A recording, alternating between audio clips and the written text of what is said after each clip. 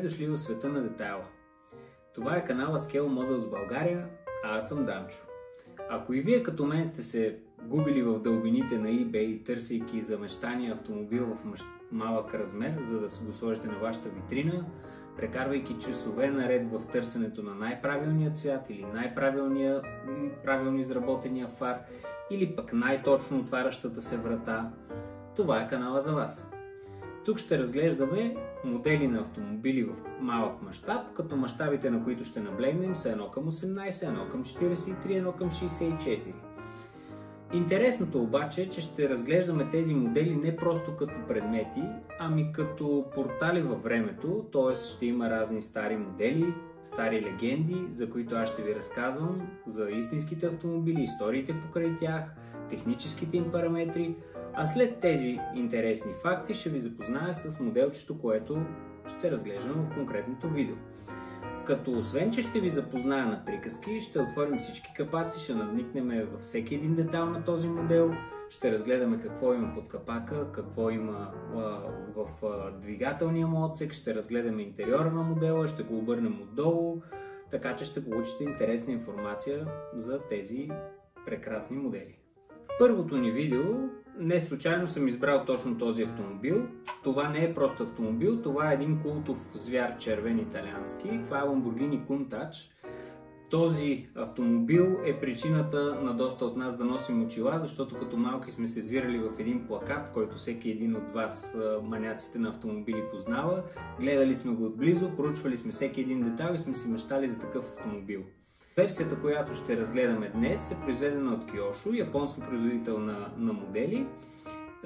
Той е от версията, която е LP5000, т.е. най-силната генерация на Lamborghini Countach. Гледайте видеото, за да разберете интересни факти. Преди да се вгледаме в тази прекрасна миниатюра, ще ви припомня защо всъщност Countach не е просто един автомобил, ами е една истинска легенда. Всъщност, знаете ли откъде произлиза името Countach? Много интересна история, не произлиза от маркетинг отдела на Lamborghini, който тогава най-вероятно може би го и нямало, ами всъщност в завода на Бертоне, където се е произвеждал прототипа, един от служителите, влизайки в халето, където сглобяват този прекрасен автомобил, вижда завършената гледка пред себе си и възкликва Countach, което всъщност на един уличен италиански език означава нещо като олеле или холе шит или мале, нали? Възклицание, което в себе си носи както превъзбуда от видяното, така и малко очудване, общо взето смесени емоции. Оттам идва името Countach. Както знаете, всички Lamborghini-та носят имена на бикове, тук обаче прави изключение. А мисля, че името му отива повече от всичко. Втори интересен факт за Lamborghini Countach е неговото дълголетие. В света на автомобилите обикновено живота на един автомобил не е особено дълъг, но като една истинска рок легенда, този автомобил оживява цели 16 години. От 1974 година чак до началото на 90-те години. Представете си какъв дълъг период от време е обхванал този автомобил, като със всяко следващо ново издание те добавят просто по един нов спойлер и автомобила става все по-агресивен и по-агресивен. Първият прототип на LP500, този за който са възкликнали Countach, е бил унищожен в краш тестове, нещо като жертвоприношение в името на безопасността. Относно жегата, за която ви споменах в купето, повечето шофьори, шофиращи този прекрасен автомобил, се е налагало да си отварят прозорците по време на каране, но благодарение на футуристичната си форма прозореца се отваря ето толкова. Съответно ефектът от това нещо е бил унищожен и жегата си остава все така непоносима. Всъщност Lamborghini Countach е един истински спортен автомобил, който много сериозно е загрявал в тесните италиански улици, в италианската жега и вътре е ставало пълен ад. Естествено, решили са да сложат климатик, обаче този климатик абсолютно никаква работа не е вършил. Историята за неговото създаване. Марчело Гандини, главен дизайнер, решава да създаде нещо, което просто прилича на клин за дърва, но с V12 монтиран отзад. И за да бъде още по-екстравагантен този автомобил, решава вратите му да се отварят нагоре. Не защото е удобно, ами просто защото трябва да изглежда още по-агресивно, още по-бойно и ново за времето си. Тези врати, съответно, стават запазена марка на Lamborghini и се виждат в моделите и до ден днешен.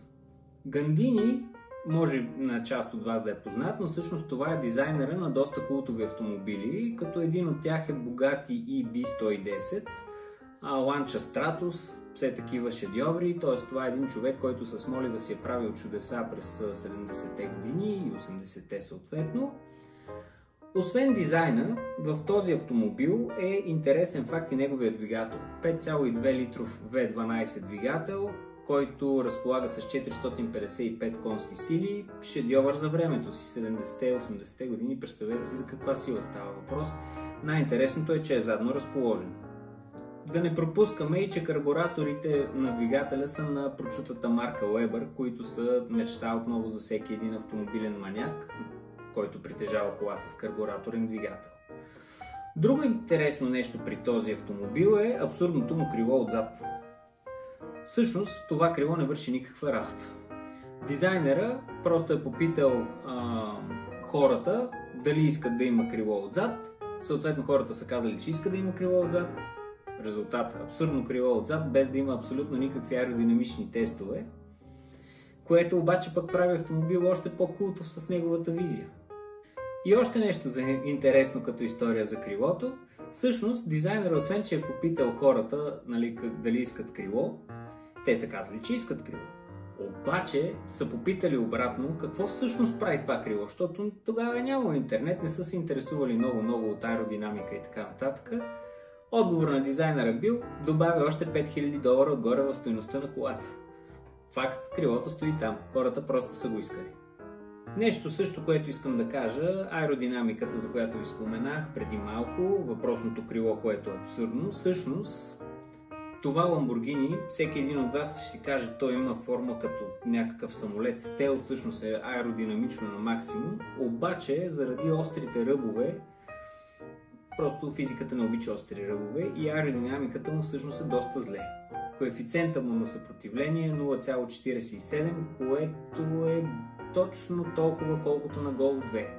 Знаете Golf 2 как изглежда, това нещо има точно такава аеродинамика, колкото има и Golf 2. Ще ви дам и един пример за сравнение. Toyota Prius, която всички знаете, има коефициент 0,25, т.е. представете си, Prius е доста по-аеродинамичен, отколкото това Lamborghini. В началото на клипчето ви споменах за един известен плакат. Този плакат е бил така в стаята на всеки един тинейджър през 80-те и 90-те години. И е много интересно, че този плакат популяризира много марката Lamborghini, а всъщност дори плаката не е имал за цел да рекламира Lamborghini-то, ами озвучителните системи на Alpine. Но благодарение на красивата форма на този автомобил, плаката представлява, ще го видите на екраните ви, един черен фон с силуета на точно червено Lamborghini. Всеки един от нас го има на стената и много си е мечтал за тази кола, съответно тя е станала Dream Car за абсолютно всички ентусиасти автомобилисти. Още един интересен факт, този спортен автомобил всъщност няма никакво сервоуправление. Да, ще кажете през 70-те години какво сервоуправление, имало е сервоуправление, но тук липсва такава екстра. Всъщност маневрирането с този автомобил е било изключително мъчение, особено жегата, като допринесе и тя за този дискомфорт, било е страхотия. Освен това, тези врати, които се отварят нагоре, освен че са, така да го кажем, газарски, всъщност са служили до голяма степен за помощ при паркиране назад на този автомобил. Не стига, че няма никакво сервоуправление, не стига, че гумите са дебели, колата тежи доста, защото все пак 12-цилиндровият двигател не е лек. Задното прозорче е толкова мъничко, ето тук се намира, че просто не може човек да се ориентира по него, въпреки че има огледало централно задно виждане, то просто не работи и не върши никаква работа. И хората, за да паркират този автомобил, просто си отварят шофьорската врата, едната ръка отзаде лекичко, надникват и с така малко каскадьорски умения успяват да паркират този автомобил на заден ход. А след като разбрахме какво всъщност е Countach, време е да намалим мащаба 18 пъти и да се впуснем в произведението на изкуство, което Киошо са сътворили, и е време да разгледаме този модел в детайли. Ще преместим кадъра на малко по-различно място, за да има по-хубава светлина, и ще се опитам да покажа всеки един детайл на този прекрасен автомобил. Така, пренесахме се на малко по-светло място, където ще мога в детайл да ви покажа всички елементи от този прекрасен модел. От време на време може да чувате лай на кучета или други птички и така нататък, тъй като се намираме на двора. Тук светлината е най-добре и ще може най-правилно да ви покажа всички детайлчета. Както ви казах, модел е изработен от Kyosho, мащаба е 1:18, цвета е култовото червено.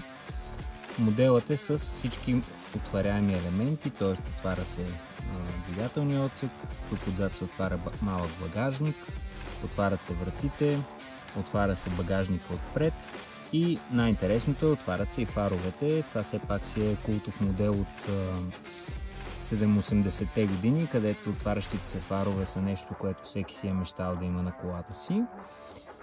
Kyosho са успяли да пресъздадат перфектно стойката на този автомобил. Погледнете ето така отстрани, изглежда точно като този, който е на плаката. Цветът е изпълнен перфектно. Естествено, няма как да няма забележки. Тук там има някоя друга точица Paintrush. Все пак това е Kyosho. Kyosho от време на време имат такива забележки, но всичко е пренебрежимо. Предвид, че цветът е червен, обикновено червените модели най-така си личи при тях тези дефекти. Тук изпълнението е доста добре. Имайте предвид, че това не е последното изпълнение на Kyosho, може би е предишното издание, предпоследно на този модел. Нека сега да го разгледаме в детайли отвън. Започнем от фаровете. Както виждате, много интересно са направили ето тези малки чертички, имитиращи рефлектора. Отделно самите мигачи и халогенчета би трябвало да са ето това, са релефни отделни елементи, които се намират под плексигласа, който е с въпросите чертички. Оцветили са много добре оплътнението, изглежда си както истинското. Както ви казах, фаровете се отварят. Отварянето на фаровете става с ето този бутон тук отдолу. Натискаме бутона, фаровете леко излизат и след това ги издърпваме догоре. Прекрасно изпълнение на фаровете, много хубави и детални рефлектори. Имат такива рингчета по край самите стъкла на фаровете, които са както при истински автомобил. Така се прибират. Както виждате, доста добре са изпълнени всичките фугички на модела. Сравнително точни са. Тук се забелязва една идея по-голяма фуга, отколкото от тази страна, но абсолютно пренебрежимо. Емблемата е релефна. Не мога да преценя дали това е декалче или е боя. Изглежда нещо средно между двете. Тук отпред има детални решетчици. Още фарчета, както виждате, перфорирана броня, през която може да се види отдолу какво има. Продължаваме нататъка. Джантата, прекрасно изпълнение. Отново емблемата на Lamborghini. Ето тук има имитация на винтил, което също е готино. Отзад се вижда спирачката с диск. Продължаваме нататък. Много детайлно огледало, което е с... Така се едно има маншонче за сгъване и за реглаж. Естествено, от другата страна си има елемент, който наподобява точно огледало. Чистачката е двойна, типична за Lamborghini Countach. Така, интересното е предния прозорец, който е с изключително интересна форма. Както виждате, доста футуристично, предвид че е 70-тарски модел. Ето тук може да видите, това прозорче се смъква само ето тази му част. Това, което ви споменах за жегата, представете си, това ви е прозореца, който вие може да си отворите. Тук отзад също има едно интересно прозорче. Kyosho са се постарали да направят надписа Bertone, че е дизайна от тях. Ето тук има бутон за отваряне на вратата. Не е функционален, но го има като детайл. Интересното е, че ето тези отвори тук са перфорирани. Може би на видеото няма да се види, но това си е истинска решетка, което е така доста добре спазено като детайл. Култовия заден калник, който има много особена форма. Естествено, при тези автомобили предните гуми са доста тесни спрямо задните гуми. Тук Киошо са успяли да запазят този детайл. Отново перфорирани решетки, които водят към двигателя. Самия капак на двигателя също е отворен. Ако надникнем с един фенер, отдолу ще се покажат карбураторите Weber, за които ви споменах. Така, завъртаме го още малко. Сега задната част на модела. Ауспусите, много добро изпълнение, страхотен никел, изглеждат кухи, доста наподобяват истинските. Предполагам, забелязвате още една решетка, която е перфорирана тук отдолу. През нея се вижда. Всичките надписи, изключително качествено изпълнение, Photo-Etch детайли, Lamborghini, Countach 5000. Фаровете също, детайла е просто феноменален. Задното виждане, мигачите, абсолютно всичко са направили точно както при истински автомобил. Ето тук също пропуснах да ви покажа. Това е отстрани мигача, който също е един дребен детайл, който Киошо са запазили и са включили. Това е относно екстериора на този прекрасен автомобил. Ето нещо важно. В отражението отдолу се вижда. Обещах ви да погледнем и отдолу. Ето тук може да видим окачването на това Киошо. Всъщност интересното е, че това окачване е функционално, т.е. можете да натиснете модела и той ще пружинира. Тук се виждат гарнетата, задния диференциал, предното окачване, носачи, абсолютно всичко. Въпреки че това е спортен автомобил и отдолу не е чак толкова открит, тук може да наблюдаваме доста интересни детайли.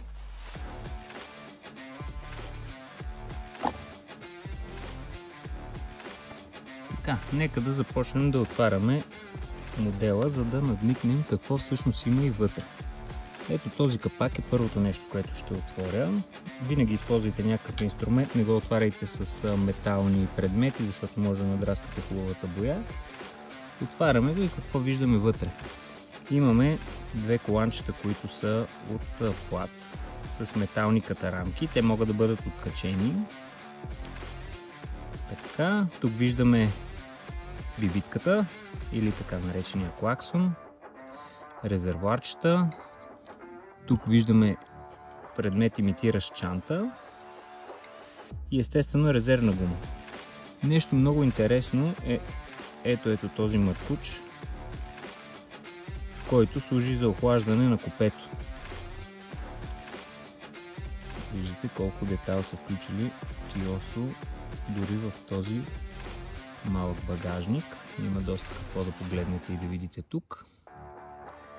Така, продължаваме нататък.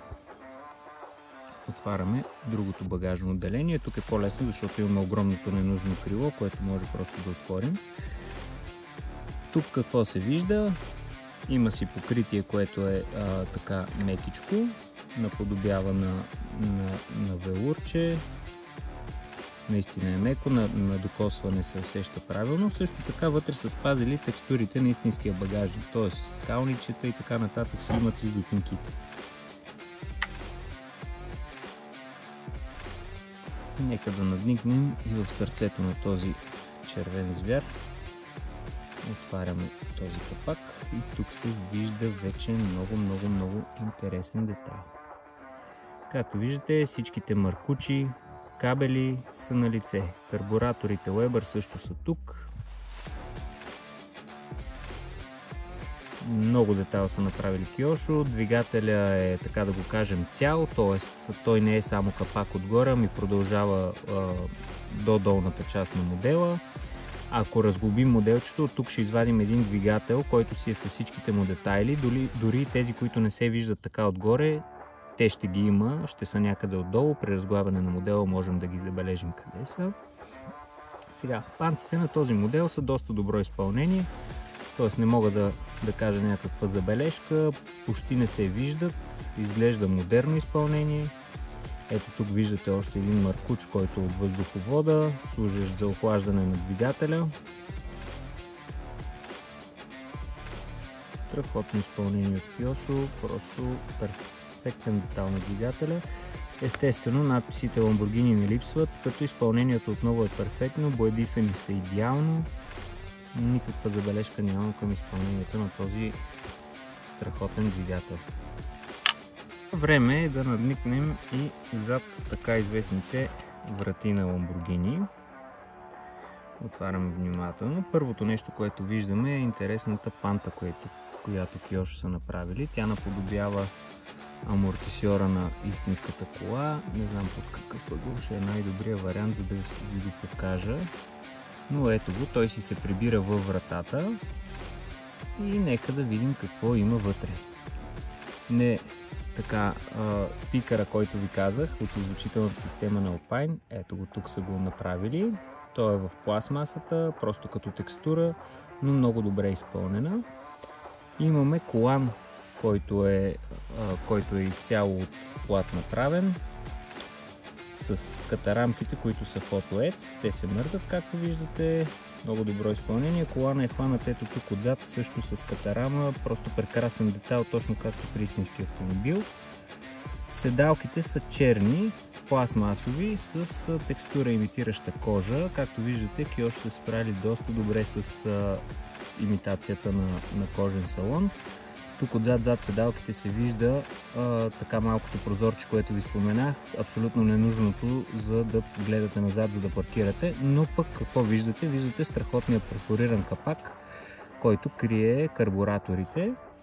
Естествено има огледало за централно огледало за задно виждане, което е абсолютно ненужно, освен ако не искате да се любовате на капака. Вътре от всякъде има така мекичък под направен. Всичките контроли са отцветени, има пепелник по средата, естествено това е италианска кола от 70-те години и пушенето на цигарки вътре е било нещо задължително.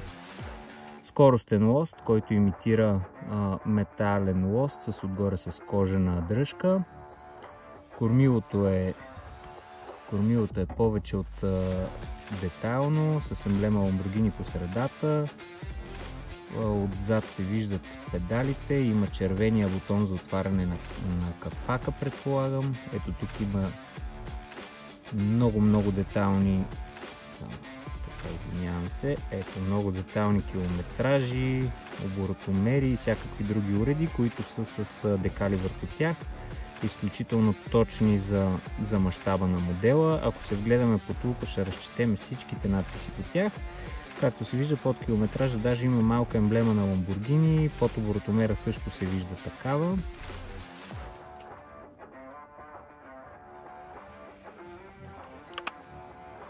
Така, сега ще надникнем и от другата страна.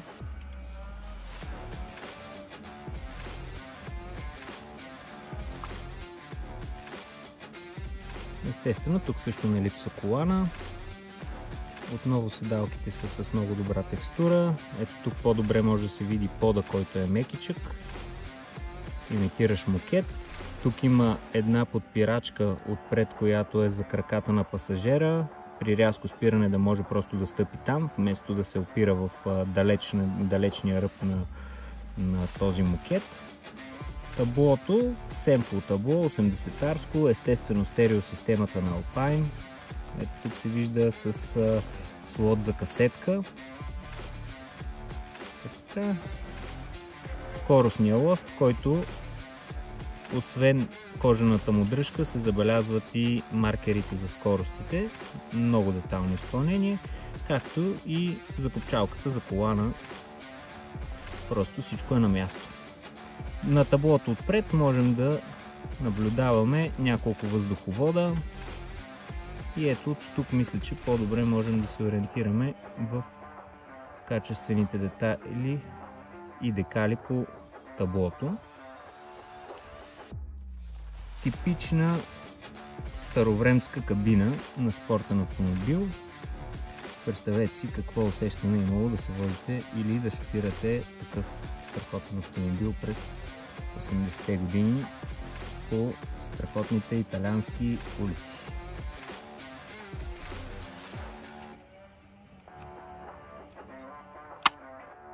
Не забравяйте да цъкнете има една камбанчица долу. По този начин ще се абонирате, ще покажете, че всъщност имате интерес към видеята, които правя. Ще се старая веднъж месечно да ви пускам едно видео, в което ще ви представям различни модели от различни континенти, различни епохи, различни мащаби. Ще има какво да научите. Ако имате някакви коментари, било то положителни или отрицателни, можете спокойно да коментирате отдолу, ще се постарая да отговоря на всеки един от вас. Поздрави и до нови срещи!